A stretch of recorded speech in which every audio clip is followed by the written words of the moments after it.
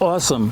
Hey, I'm Rick Sammon, Canon Explorer of Light, Kelby 1 instructor. I'm here in beautiful Croton-on-Hudson, New York, photographing my good friend Jay. Jay's one of my favorite people, so I thought this would be a great opportunity to share with you my top people photography tips, 7 tips that you can use on Scott Kelby's worldwide Photowalk. Number 1, have fun and remember this important photo philosophy. The camera looks both ways. In picturing the subject, you're also picturing a part of yourself.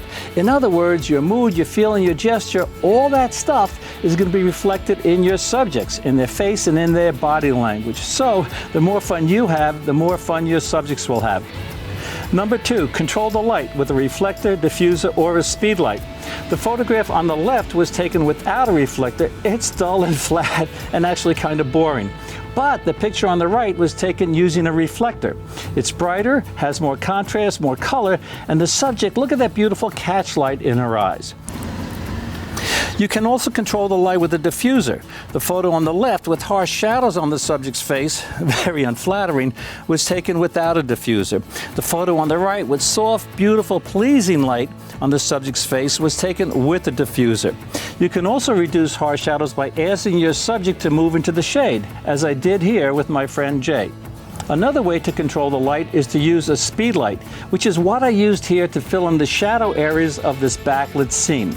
Now, when I use a speedlight, I set my Canon 5D Mark IV to the manual exposure mode, and I set my speedlight to ETTL.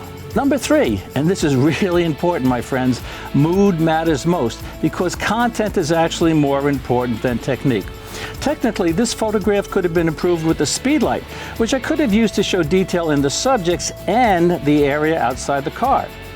However, I thought a speedlight might ruin the mood of the impromptu photo session, so I took a natural light shot. Number 4, go wide and get close. I like this wide-angle shot of my niece by the Love Sculpture in New York City, but it's hard to see her beautiful smiling face. My second shot was taken much closer and shows her radiant smile. So the tip here is this: go wide and go close. When you get home, you can decide which photo you like the best.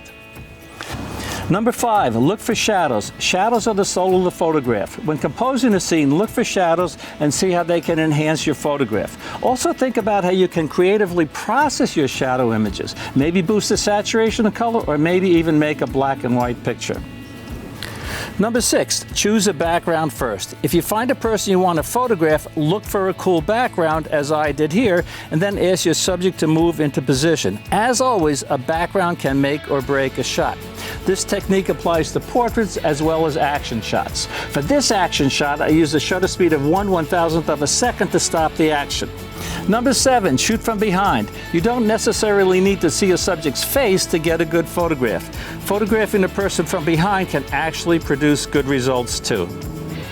Well, my friends, I hope you have a great time on Scott Kelby's Worldwide Photowalk. I'm Rick Sammon. I'll catch you later. Hey, Jay, can I take one more shot? Sure. Awesome.